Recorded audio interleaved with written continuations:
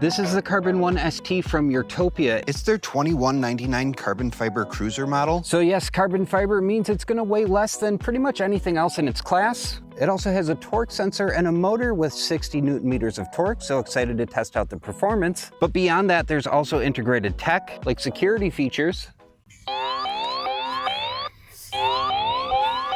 a fingerprint scanner to turn the bike on. That speaker can connect via Bluetooth to your phone. Data connectivity. This will tell you what the weather's looking like for the next hour. Built-in voice commands. Volume up. Turn left. Lights on. Light on. So in this review, we'll explore all the features and take an up-close look at the components. We'll also take this for a ride on pavement to see how it performs. We'll explore the app and all the features that brings, and then we'll wrap up with the pros and cons and my overall thoughts. But before all that, let's take a closer look.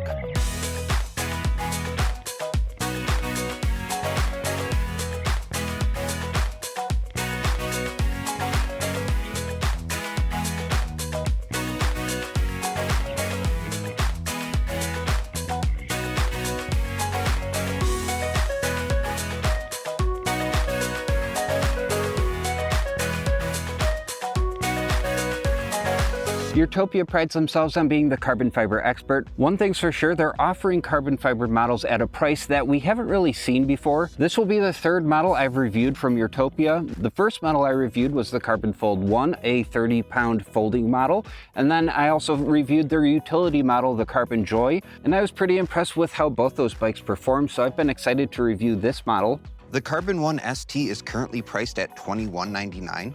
But if you do want to check up-to-date pricing or if there are any sales going on, we have an affiliate link down in the description. Also, if you choose to purchase from Urtopia and you want to support our channel, using that link when you go to make your purchase is a free way for you to support us. It makes content like this possible. Or you could simply scan the QR code on your screen. Thank you so much for your support. This has 4 different color options. You can get it in Glacier Blue, Cream, Matte Black, or Charcoal Gray, which you see here.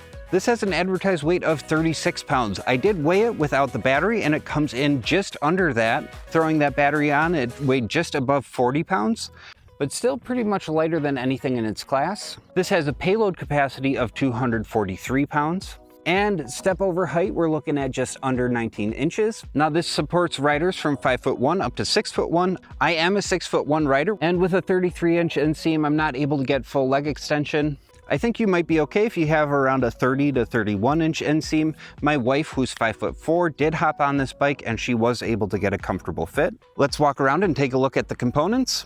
Starting with the brakes, 2-piston Tektro hydraulic disc brakes with 160mm rotors. Same setup in the back, a rigid carbon fiber fork. 27.6 by 1.6-inch tires from Kenda with a street tread. Included plastic fenders for the front and full coverage in the back.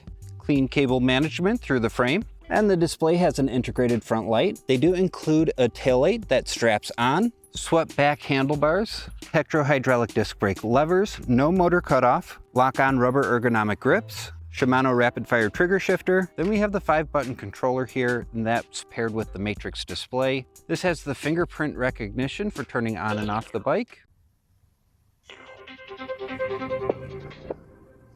And the main screen is laid out nice and simply. You have your speed, your battery readout, and then your pedal assist level. And pretty much every single button on the controller has 2 functions, a short press and a long press function. So short press on the up and down is going to be pedal assist up and down. If you long press on the pedal assist up button, that's how you access turbo mode, which basically gives you full power and turns the torque sensor into a cadence sensor experience. We'll explore that during the riding footage. Short press left and right to switch what you see on the display. So the first screen, you can see your trip mileage, also your calories burnt. You can see how much power you're drawing as well as your pedal cadence. You get a quick glimpse at the next hour's forecast. You can check your data connection here, and there's also a clock. And we're back home. Now, if you long press on the left button, that's going to turn on your lights. And you hear a sound to indicate the lights are on. This also has a walk mode, so hold the right button. Short press on the center button for the bike's bell. Long press the center button for voice controls. Game mode. You can actually play Snake on this bike. Give me them apples.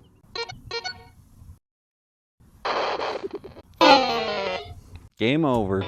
But all of the advanced settings you're actually going to change within the app. So for the app integration, everything is kind of laid out right when the app opens. Let's make sure we're connected via Bluetooth.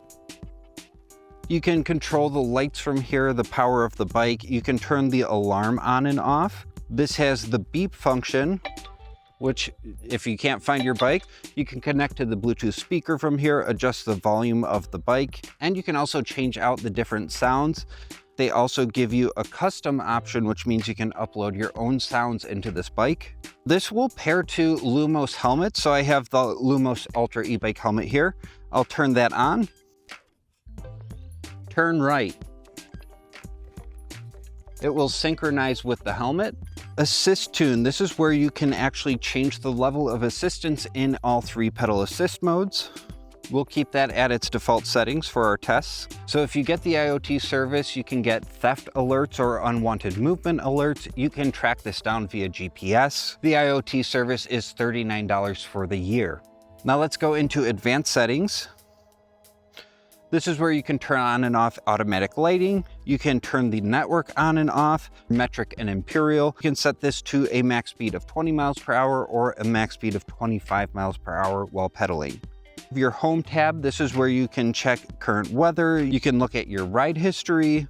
You can find your user guide here. This also has some gamification, so you can unlock rewards and medals. For graphics, Carbon 1 ST on the down tube. Urtopia by the seat post. You have 2 mounting points on the down tube and 2 mounting points on the seat tube, and 4 mounting points on the seat stays for the rear rack. This has a bottom mounted color matched battery. To take it out, turn the key all the way to the right. Turn the wheel out of the way. There is a release underneath, so just push that to the right and pull out. This is a 9.8 amp hour battery. You can take a quick look at the battery charge with this light on top. Just push the button.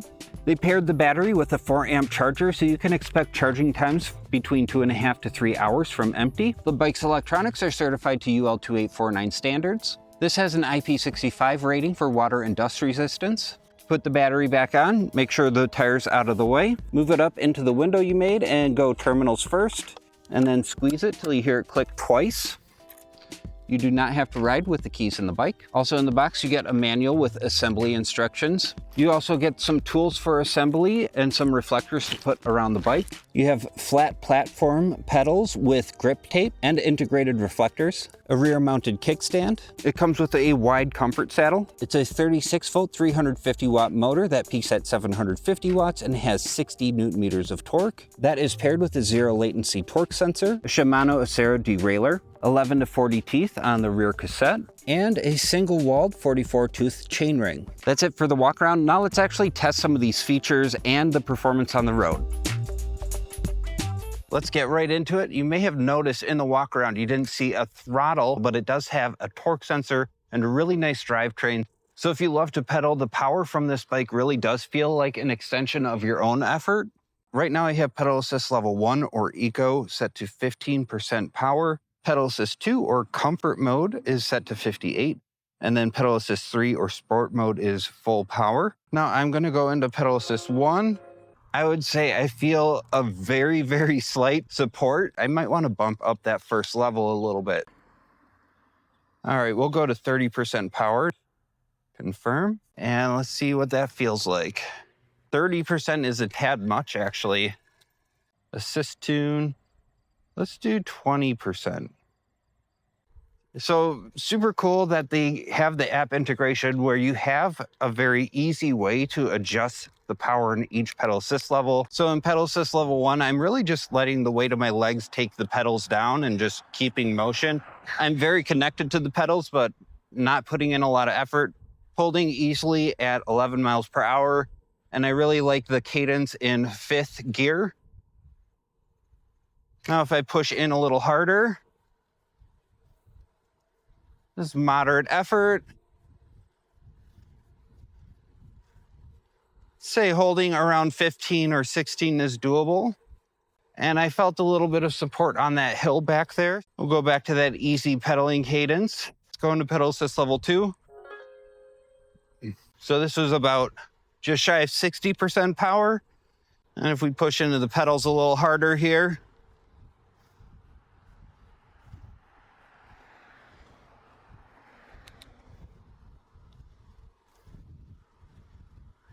$18, $19, 100% in pedal assist level 3. I'm gonna shift up to 8th gear here. Let's see if we can't get to 25 miles per hour because I do have it set to class 3 speed. So easy pedaling at 20 miles per hour. Pushing in harder here.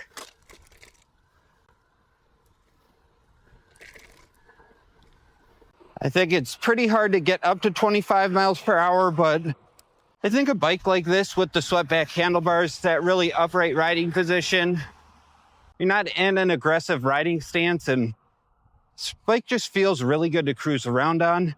All right, so for those of you concerned about no throttle, this does have turbo, which gives you basically a cadence sensor experience with full power. So as long as you're spinning your legs, you're going to get basically a throttle-like experience. I'm not saying it's a replacement for a throttle, but if you need easy power, it's there. But here we go, 4th gear. We're gonna try to get up to 25 miles per hour as fast as we can in 3, 2, 1, pedal. There we go. And yep, we're launching. There's 13, 14, 15, 17, 18, 20, 22, 23, 24. And if I really push in, there's 25 on the GPS. Like I said, this is going to be better for cruising around than for trying to go really fast or conquer steep hills. So if that's the type of bike you're after, I have to say they've done a really nice job with this. The drivetrain feels really good. The gear ratio seems appropriate for the speeds this is meant to go. All right, but we're coming up on our hill here. Not quite to the steep part of the hill yet. I will note this hill gets flattened out on the GoPro footage, so we can put up an image so you can see what the hill really looks like. All right, level 1. I'm doing most of the work here, so let's go into level 2. All right, that did pick me up a bit. Let's go into pedal assist 3, maximum support. So in 3rd gear, very comfortable pedaling. Able to relax after putting in all that effort. Holding around 7, 8. Let me shift up here. So holding right around 8, 9 miles per hour, doable in pedal assist level 3. Let's explore for this last stretch, turbo. So this should unlock more of a cadence sensor experience where I know I'm getting full power. There we go, 9 miles per hour. 10 on the GPS. And the hill's starting to round out. So if you're in better shape than me, you might like those first 2 pedal assist levels. And then being in pedal assist level 3 and turbo made the hill really manageable. Now we did activate the IoT service in order to test some of the connected features. I was curious to see what would happen if the electric fence went up. All right, let's set a real small radius, 10 meters. Electron fence activated. Unauthorized movement detected. That's it for the riding footage. Let's go to the pros and cons. So after spending some quality time with the Urtopia Carbon 1 ST, let's break down what I loved and what you need to consider and who this e-bike is for. What I love about this bike is its blend of smart features and user-friendliness. The tech is integrated seamlessly, so it never feels overwhelming. You can just get on and ride, enjoying a simple, excellent experience without touching any of the advanced features. A huge part of the great ride feel comes from the torque sensor. The motor assistance is natural and intuitive, smoothly matching the effort you put into the pedals. And the gearing feels perfectly suited for cruising around town and tackling moderate hills. The pedal assist levels are distinct and responsive, from modest support to easy power and turbo mode. It's all built on a solid foundation too, with a reliable Shimano Acera drivetrain and Tektro hydraulic disc brakes. Of course, the lightweight is a huge selling point. It's 40 pounds with the battery, but pop that out and it's under 36 pounds with the fenders. This makes it much easier to mount on a bike rack or carry up a flight of stairs. The battery is on the smaller side, but that is a trade-off for the low weight, and you don't need as much power to move a lighter e-bike. Even the high-tech Smartbar is incredibly easy to navigate. The dot matrix display is clear, the 5-button control is super intuitive, but if you do want to dive deeper into the tech, it's all there. Voice commands, a Bluetooth speaker, and pairing with smart helmets or the ARES light system. The app adds custom pedal assist levels, Google Maps navigation, and ride tracking. Urtopia's IoT service also gives you security features like GPS tracking and movement alerts. You also get over-the-air firmware updates, and this service is free for the first year, but then it is $39 a year after that. Now for some things to keep in mind, the biggest one for me is fit. At 6'1", this is not the model for me. The seat post is short and the stem isn't adjustable, which is a real bummer because I genuinely enjoyed the ride, even though I looked like a giant on it. For shorter to medium-sized riders, however, it is a quality cruiser. The bike is happiest on pavement, it has no suspension, and it rolls on street tires. And while it can hit 25 miles per hour, the gearing is best suited for 20 miles per hour or less, perfect for a cruiser. There are a few tech quirks. The safety mode mentioned in the manual requires the separate $150 ARES lighting package. And a handy tip not in the manual, if you do pair that light or a smart helmet, you can double tap the D-pad on the left and right in order to activate the turn signals. And finally, Urtopia is a newer brand to us, so I can't speak on their long-term customer service or the future availability of proprietary parts. This is where I'd love to hear from the community. If you do own a Urtopia, please drop a comment down below and share your experience. So who is this e-bike for? I think it's great for anyone who loves to pedal and enjoys the journey. It's for someone who wants leisurely cruises on an easy-to-handle lightweight model. It's for the person who lives in an apartment and needs to carry their bike inside. And it's perfect whether you want to embrace all the cool tech or just enjoy a beautiful, simple e-bike. However, if you are a tall rider like me, or if you're looking for a powerhouse to conquer massive hills, this probably isn't the bike for you. If this bike does sound like the right fit for you, using our affiliate link in the description is a fantastic way to support the channel at no extra cost to you. Thank you so much for your support, and I really want to know, what's the most intriguing features to you? Is the tech a huge draw? Is the lightweight the most important feature? Or is it all about the ride feel? Let me know in the comments. That's all for this one. Thank you so much for watching, and I'll see you in the next one.